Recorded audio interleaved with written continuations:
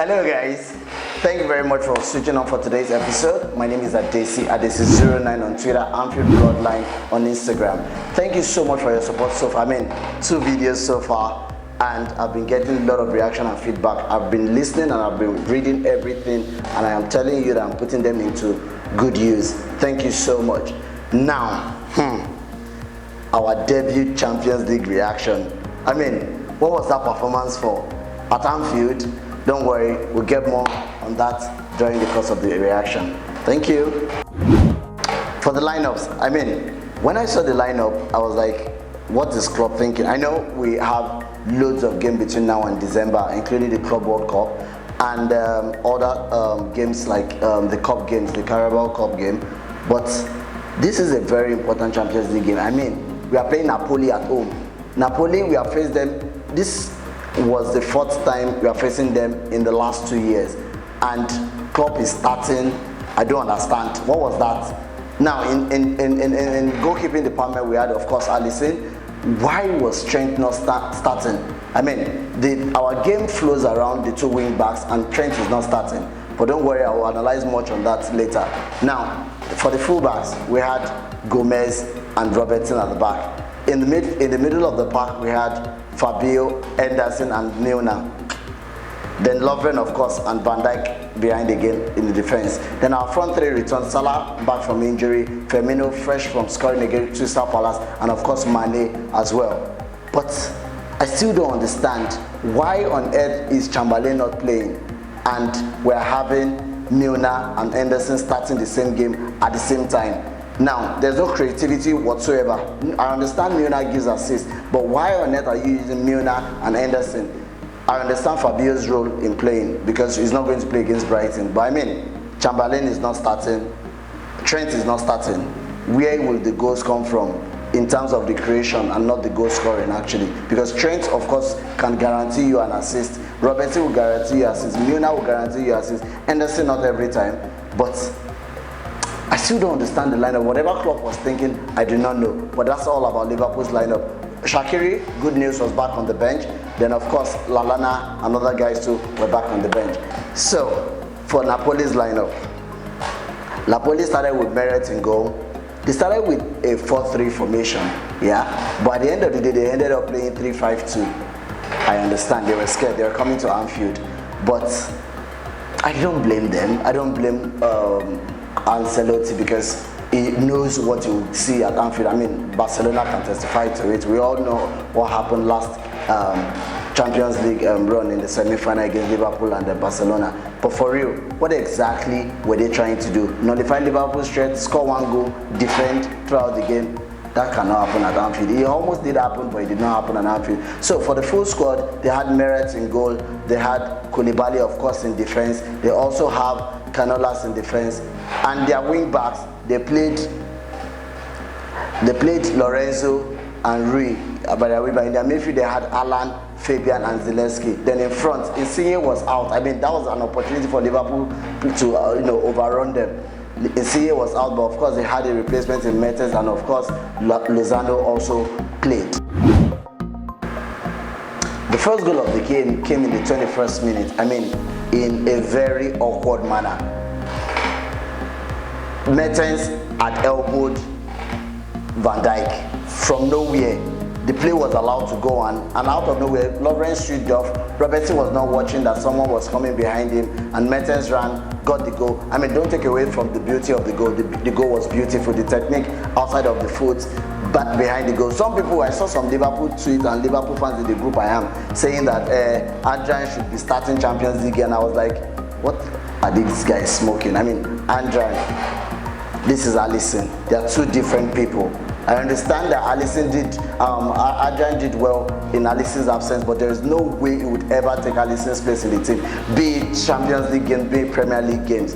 But don't take away the technique from the goal. Then that takes me to VAR. VAR is supposed to cancel the goal for everything in the world, because when Mertens was going to get the ball, he did not even look at the ball. He was directly looking at Van Dijk. Then he fouled Van Dijk to run to get the ball.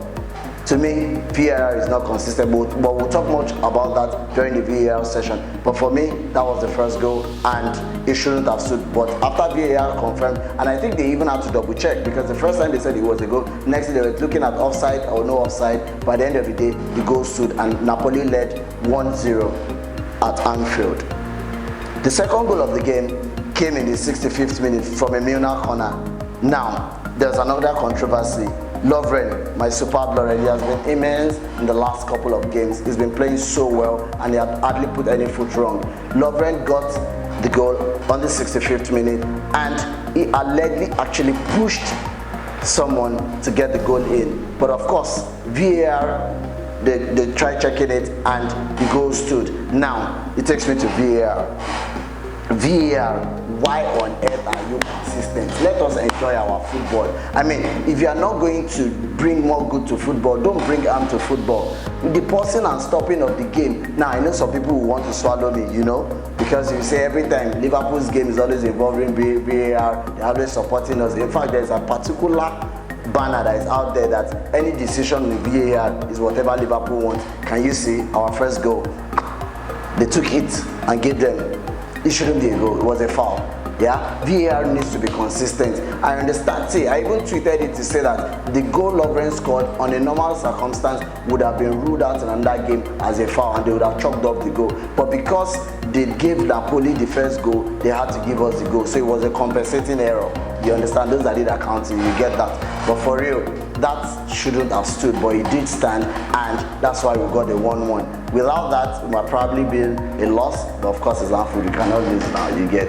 Other people, don't be jealous, it's Liverpool. But for me, VAR has to do more, they have to be consistent. It was a shocking game by the officials. Yeah, the officiating of the game throughout was not good enough for me, if you ask me. The referee allowed the game to be passive at times, not because of anything. I wouldn't say it was biased, but I would just say that it was a shocking performance from all the officials, including the VAR officials. They never got majority of the decisions right. Yeah, and of course, the two goals stood, which shouldn't have stood, in my opinion. In another game, maybe in the Premier League, it might not have stood, but this is Champions League, maybe different things, or how do they say that thing? Different foes, different whatever. You understand what I'm trying to say? Again, in the 70th minute, Salah was literally crying. The only thing Koulibaly did not do to Salah was take off his clothes. I mean, it was all over him, and that was a penalty shout. VAR, why are you there? You are supposed to review the incident and probably award a penalty. I know everybody will be thinking, oh, why am I claiming, or why am I asking for a penalty from VAR? But I mean, Salah was being righteous. If I call some names, I don't want to name names, but some people would easily go down in that place and they will give them a penalty. And some people call them reverse striker in England. I didn't call anybody's name, but of course, Salah tried, stayed on his feet, and he was not rewarded with anything. Next time, if Salah goes down, they will say he's diving. But I mean, VAR, you should do better. So in the last video, I mentioned Fabio's enforced rest. I think I brought a bad luck on the guy. Now, on the 14th minute, Fabio got the injury off, but I mean, in the 18th minute, he couldn't continue. He was replaced by Wijnaldum. I mean, Fabio, us losing Fabio would be a huge blow, not at this time of the season, or not any time this season at all. Yeah, but he's gone. Hopefully by the time the news comes out tomorrow, we'll hear maybe he's going for a scan or whatever. It's not too much injury, it's just going to keep him. Of course, we already know he's out of the Brighton game, but he shouldn't be out for too long. We need Fabio next week, or not next weekend, but after the Brighton game. Hopefully he's not out for too long. So while we wait for the results and the decision or information from the manager, let us keep our hearts or fingers, how they say it, fingers, is it fingers or hearts? I don't know, whatever it is, let's keep it correct. Klopp's yellow, why on earth did Klopp get a yellow card? I mean, Mane was clearly fouled. He complained. I would complain. I literally complained when I was watching the game. Why can't Klopp, who is the manager of the team, complain? I mean, he's just trying to be the manager of his team in a literal sense, but he was given a yellow card. Now, cards have started counting. I hope it doesn't affect us in the latter stages of the competition, because we need club ginger. You understand? We are looking for 3 finals in a row to win 2 of them, hopefully. I'm not too sure, but I hope so. As a Liverpool fan, I'm hoping we'll win. But as it won't take me away from the fact that the referee he didn't even warn Klopp. He had not warned him. The fourth official did not complain about Klopp, and we are seeing yellow card. Why? But well, Klopp has taken that. See Klopp running during halftime to say, you guys, we must win this game. But at the end of the day, ended 1-1. It happens. Player ratings. Now, we've been saying it since the beginning of this season. We've not been playing well. We've just been getting results, yeah? And we have to call a spade a spade. We did not play well tonight. Everything was flat. Disjointed team performance.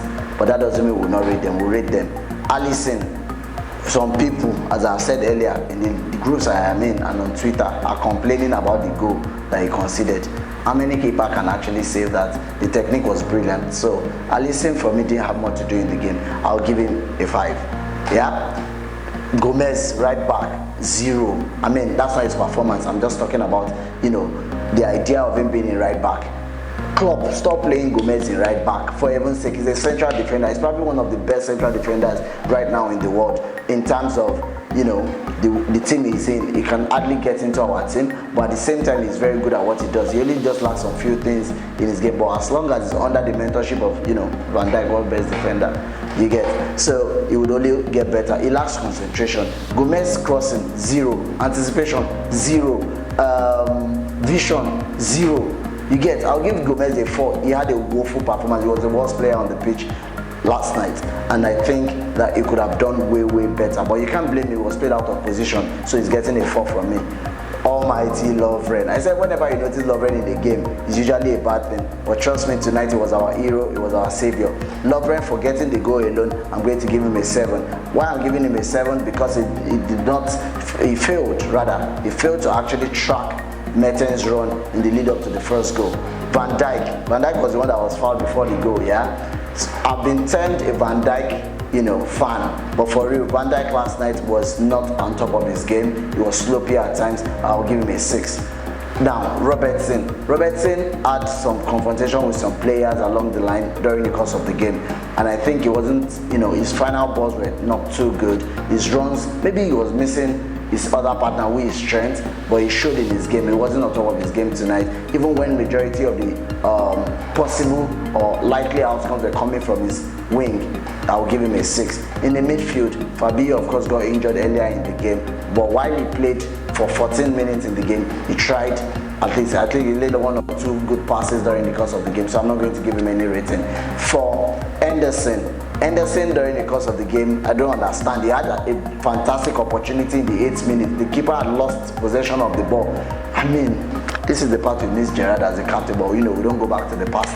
Yeah, Henderson should have shot directly into the net as Salah did against Man City last season. But where did our lovely captain, what did he do? He shot to the stands. I mean, Henderson for me should get a 5. Now, Milner, his other partner, how can you play Milner and Henderson in the midfield? What do you hope to get? Nothing. Milner, with his own tenacity and, ambition, Baba, you're getting a 5. Now, his replacement, Gini played from the 18 minutes. Gini did try. I don't understand. I keep saying it. I think it's Gini's brother or his twin brother that plays for Holland during the international break, because the one that plays for Holland scores a lot and assists goals. The one that plays for Liverpool really scores and doesn't assist. Gini, whatever that is, please let them bring it back to England for you so that you can start playing. You're getting a 5 from me. Now, the front 3. Salah, I don't understand. Maybe it's the ankle injury. I mean, Salah could have gone down in the box. I don't understand. 70 minutes, but Salah was trying to, be the good guy so they don't accuse him of diving. Koulibaly was all over him and he did not go down. He still kept on his feet, and Salah, being stingy at times, could have passed, but he did not pass. He shot the ball a couple of times. I'm giving Salah a 5. Now, Firmino, our workhorse, he was walking, no end result, and nobody cares about how good you walk or how well you walk. It's about the result. Firmino, you're also getting a 5 from me. Mane, I did not see you. You go see Crystal Palace do like this. Last night, you were not on top of your game. I'm sorry. I'm giving you a 5 as well. Overall, I'm sorry, it's the opposition that got man of the match for me. I have to give it to Koulibaly. Koulibaly was everywhere. He blocked Firmino's ball going to the goal. He also tried to nullify Salah's threat at every point. Even after Salah fell him on the floor, like a bag of salt, Baba still got back, and Koulibaly is my man of the match. Klopp, wherever you are, I'm giving you a 4 for that lineup. I don't care. Where do we stand? Right now, we are on top of the pile in the group, with Napoli breathing down our necks. and Salzburg as well. Genk is nowhere to be found. They're out of the competition automatically. But for real, we are going to Red Bull Arena in Austria, and that is Salzburg. Now, Salzburg is a team that plays without caring what is happening at their back. Remember the last game we played together, 4-3 at Anfield. They almost drawed us at Anfield though. Now, imagine what will happen in their house. If we could make a draw, we are sure that we will qualify. But if Salzburg wins, I don't think it's possible though, but there's never say never in football. If Salzburg wins, we are going to have a big problem. If Salzburg wins, that means Salzburg is going to have 10 points. We are currently on 10 points. If Napoli wins, Napoli is going on 12 points. That means Liverpool will be on 10. And don't forget, they have goal difference more than us. So we hope that we will get a draw and do not lose. Is it that we win or we draw at Red Bull Arena for us to qualify for the next round in the Champions League? Of course, defending champions, we should. Liverpool, we like to leave it for the last day. As you know, we don't do anything easy. It's always difficult. You never walk alone. So guys, we have come to the end of today's episode of the reaction. I hope you enjoyed my debut reaction on our Champions League games tonight. I understand that my vibe is different tonight. I don't know, I'm feeling somehow. Even if we drew, it didn't feel like a draw to me, but I feel terrible that we played that way. But at the same time, I want to remain optimistic. We don't do things the easy way in Liverpool. It's always the hard way. Always leaving it for the final day to qualify. You get, it happened last season, it happened seasons before, and it has always happened. Remember Olympiacos needed to score, and we scored what? 8-0 to qualify. So people think it's match fixing, but you know it's power of Anfield. This time it's not Anfield, it's Red Bull Arena. So see you guys much more after the Brighton game without Fabio. Who is starting? Let's watch out for clubs line up. We hope it doesn't line up rubbish this time around, but it's Premier League. We've not won it in almost 30 years, and I'm sure Klopp will break the right selection. See you guys. Don't forget, subscribe, promote, and of course, turn on your notifications. It's Adesi09 on Twitter and Anfield Bloodline on Instagram. See you guys later. Bye.